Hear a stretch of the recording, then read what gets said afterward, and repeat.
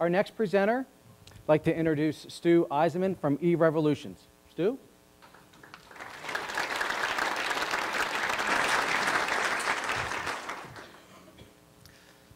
Oh, wow. I usually get 35 or 40 people for this event, so this is quite a change. Thanks for coming, everyone, and thanks really to the community college for having us and inviting us, and Chris for reaching out to us. We appreciate it. So, eRevolution Ventures. We're essentially a data-driven e-commerce company located in Selbyville, Delaware, and I'll get back in a moment to what data-driven e-commerce actually means. Internet Retailer Magazine, which is really the sort of the watchdog of our industry, or the go-to magazine for our industry, recently listed us the 7th fastest growing e-commerce company in the US. We're pretty proud of that. And Inc. magazine actually just ranked us the 3rd fastest growing company in Delaware. So a lot of good things going on in Silicon Valley and Selbyville, as we like to say. I mentioned big data science, so we're a data-driven e-commerce company. So really what that means is we use data, analytics, rules, algorithms to sort of go out into the retail marketplace and universe and figure out buying trends, what's going to sell, what consumers are looking for. In a sense, we use big data, and you read that term a lot in periodicals now, big data science. NSA seems to be looking for a lot of big data scientists recently. But we use big data to sort of take the risk out of retail. And really, in a nutshell, that's pretty much what we do. The next slide up here, just to give you a little bit of company biography. We've been around since 1986, and I've got to bust on Chris a little bit for his website because he wanted me to register, you know, and I can't go back before 2000, and you know, when you have to put in year founded, right? So yes, we've been around since 1986. We started as a brick and mortar retailer, actually in the New Orleans Riverwalk Marketplace, a festival marketplace that was run by the Rouse Company, and started with a 500 square foot kiosk. The thing that I'm most proud of as company co-founder and president is that since 1986, we've never had an unprofitable year. So we've weathered good economies, bad economies, all kinds of events, Hurricane Katrina down in New Orleans, lots of events, but we've still never had an unprofitable year. And recently, as we've focused on the e-commerce section of our business, because we still own some brick and mortar, but as we focused on the e-commerce section of our business, we've actually grown from recent years from 3 million in sales to 9 million to 24 million. We're projecting $50 million in revenue for this year that we're in right now. So I guess, you know, the question is, so how did we get there? And that's, you know, I think part of the reason that Chris asked that I'd come today. Okay, a couple of core principles. You know I only had 5 minutes or 6 minutes to talk, so I wanted to really focus on a couple of core beliefs that have served us well since 1986. And the first belief really is a really fundamental one. Business is about profits. So we've always been very good at managing our metrics, knowing our ratios, knowing our industry standards. And what you're seeing on that slide is sort of a physical manifestation of that philosophy, red light, green light.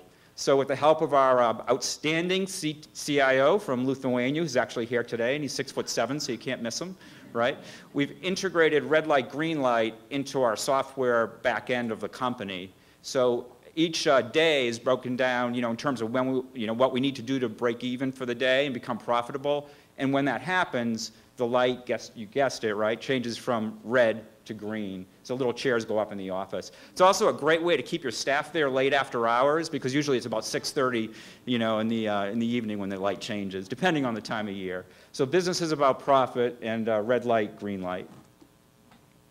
Another core principle for us, and I really believe wholeheartedly in this, and I'm sure many of you do, is share your goals and benchmarks, right? So, you know, let your staff know what you're trying to accomplish, let them know, you know, what their immediate tasks are, and break it up into milestones and benchmarks. Our goal for 2013 was to double sales and double profits, and we're right on track to do it. We're coming into the fourth quarter, we're looking good. We've already surpassed our number for 2012, and typically we do in the last quarter what we did in the entire 9 months building up to the last quarter, right? So our goal for this year, in 2013, was to get to double sales and double profits, and the best way to do that, the easiest way to do it, and my vendor relationship manager is also here, and he'll tell me it wasn't so easy, but the easiest way to do it was to double our SKU count and in-stock items. So our buying staff, all of our key managers are all tied into this metric. So we had to go from 15,000 in-stock items to 30,000 in-stock items, and they had to accomplish that by October 1 to take advantage of the Christmas selling season, and they nailed it. I think we hit October 1 with about 33,000 in-stock items. So again, just sharing your goals and benchmarks. What you're seeing actually on this graph is kind of what we're focusing on now that we're understanding this, this sort of tiger by the tail that we have with the growth in our company. And our big goal now is to get a better return on investment in our inventory. So what you're seeing there is us monitoring whether our sales growth is exceeding our inventory growth in percentage terms. Because at the end of the day, if we can do that and get better turns, then we'll be much more profitable and we'll get our overall margins up. So share your goals and benchmarks. Definitely believe in it. Really, really important for us. Believe in partnership, and I'm wholeheartedly buy into this. So believe in partnership. Now these are all my business partners. We actually clean up pretty well. This was before a meeting in New York Toy Show, which is actually a really fun show to go to, in the Javits Center in New York City.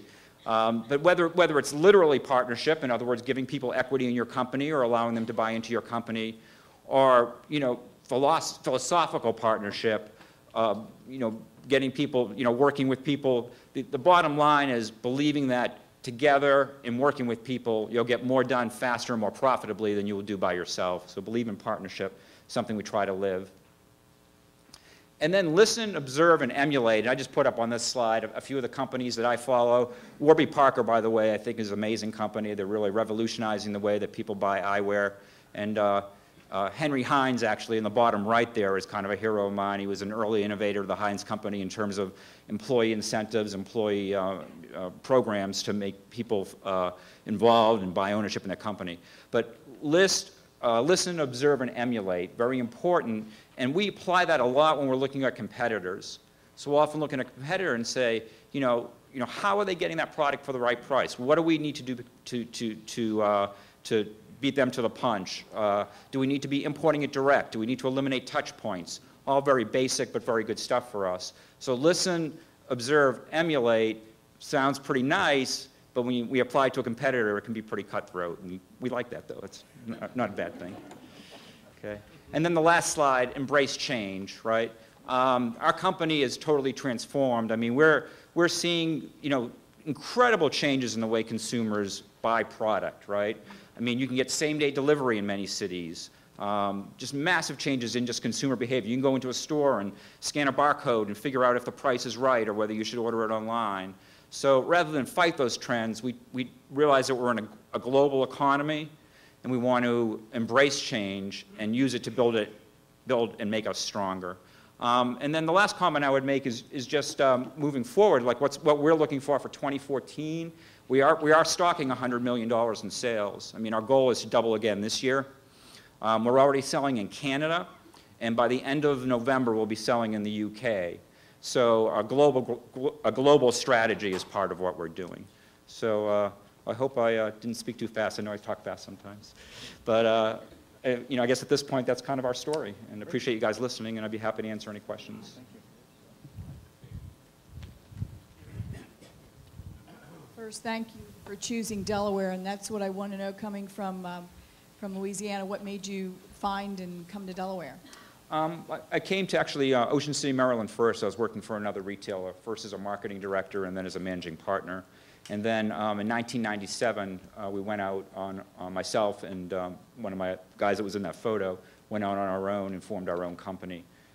So I just kind of ended up here a little bit by circumstance, I guess. Fair and so. But we like it here a lot. We're doing great things here. Yeah. Thank you for sharing your big success. I really admire your success. Thank you. And business needs a coach. And your products, double revenue year after another year. We, do the cold therapy and the asthma therapy.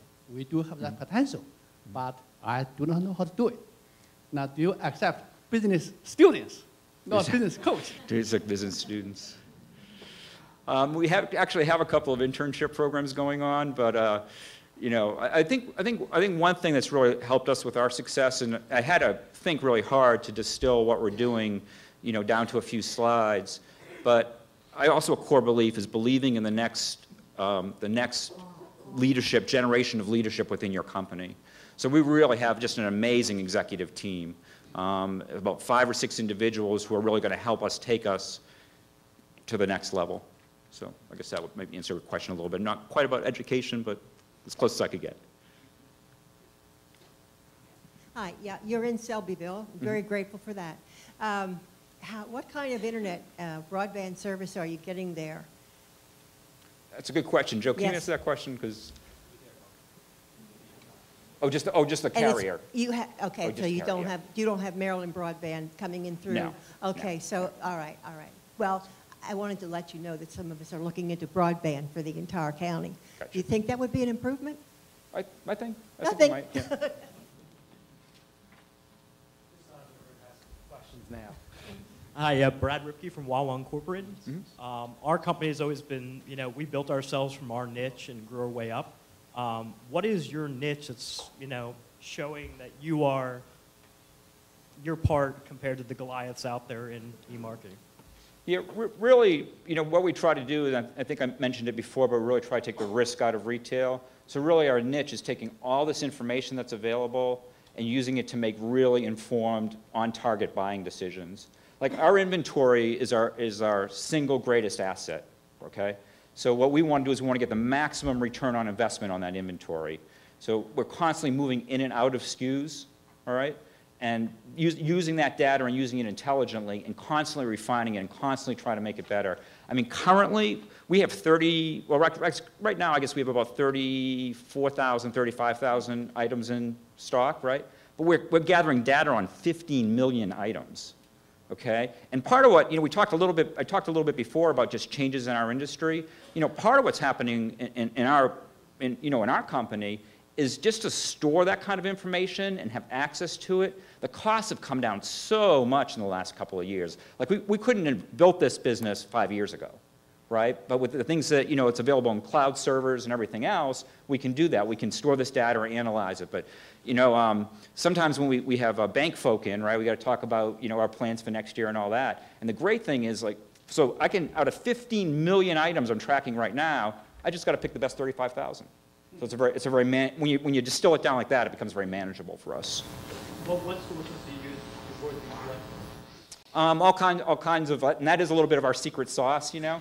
But I mean, social media, sales rank on various channels, and I didn't really mention before, but part of our success is we sell across multiple channels. So we sell on our own websites. We also sell on Sears and Amazon and on eBay and Newegg, Best Buy and Buy.com.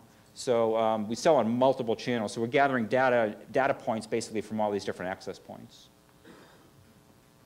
There's a question over here. Yes, my name is Steve Day from Johnson at Delaware Library. One of the things I'm curious about is transportation issues by land transportation. 35,000 items that you're shipping constantly. Do you find it a constraint on your business to have the kind of highway system that exists in Selbyville? Okay, well, what I will tell you is, so, you know, going back a little bit in our history, right? So we started out as a brick and mortar retailer, and we had this website, and the website was doing, you know, never got up more than $800,000, $900,000 a year, right? It was right around $1 million a year. And we actually hit a tipping point, and that tipping point for us was 1,000 orders a day. So when we were shipping 1,000 orders a day out of our 5,000 square foot warehouse in Selbyville, spending many a night till 3 or 4 in the morning, you know, shipping these orders, we decided to outsource our distribution. So we don't do any of our own fulfillment at this point. Mm-hmm. Are there any other questions for Stu? What do you sell? Well, actually, the E stands for everything. Seriously. Yeah, the E stands for everything. We sell in every product category. I mean, we sell health and beauty. Actually, we're getting pressure a lot now to sell groceries, but we don't discriminate. We pretty much, if it's legal and ethical, we sell it. And that's part of the data science behind what we're doing. But we're probably strongest, in all fairness. Our biggest category is still toys and baby, because we know that industry so well, and we have a lot of relationships in that industry. We actually, another goal for this year is getting more and more exclusives. So we actually have a lot of exclusive relationships on e-commerce in that industry. So to answer your question, yes, the E stands for everything, but we're strongest in toy and baby. And my guys love to go through our warehouse. They'll go through our warehouse and shoot me text messages saying, "Did you know we sell this? Like we sell sand? Really? Sand? Like play sand?" Stu, I have a question. I think they're as fascinated, about what you do as I was when I first learned about you, and I've been trying to figure out what you do for quite a while. Did this help at all, or? Well, I've ordered stuff from you. That's how I got to the bottom of it. I ended up buying a product, right. And maybe that's what would help them. Can you walk them through how you get a product and how it ends up at a customer? Sure. Well, I mentioned before that we sell on multiple channels. So you may go on Sears and look for a particular shoe, and you may or may not even realize that you ordered it from us. And you'll really be confused because it will probably be shipped to you via Amazon, because they handle our fulfillment. So, in a nutshell, that's what we're doing. So we're not so much brand builders. Like we know what we do well. We've handed off a lot of the logistics of shipping so that we can concentrate on what we do best. And what we really do best, and what we've always done best since 1986, is we source product really well and make sure we can have it available when the customer has it, except for those pool vacuums that we bought that, anyway, that's another story because we're coming out of that season. But basically, it's about availability, product selection, and price for us. So it's, and a big part of that is price. Does that answer the question? Right, but all the products go through Selbyville. Yes, at some point. I mean, 95%. We have some ship direct programs. We're actually doing some beta. We're in a beta program right now where we can actually ship containers directly from a point. So let's say China in this example, all the way to the distribution center. So, and I talked a little bit about that, about our future goals. We're really trying to eliminate those touch points because it just makes us that much more competitive. Stu, what can we do as a community to support you? Well, I mean, I think conferences like this, for one, are really helpful because it creates a dialogue. But it's pretty apparent. I mean, we had 60 employees, full-time employees, at the close of 2012. We're at 113 now. So that kind of growth requires, an educated workforce. It requires a certain skill set. That's probably the biggest area. And then policy. I mean, unemployment rates in Delaware, stuff like that. So these are all concerns. But really, it's about having that, reasonably well-educated workforce is probably the biggest, obstacle right now to our success, to growing. Thank you. Great presentation. Thanks.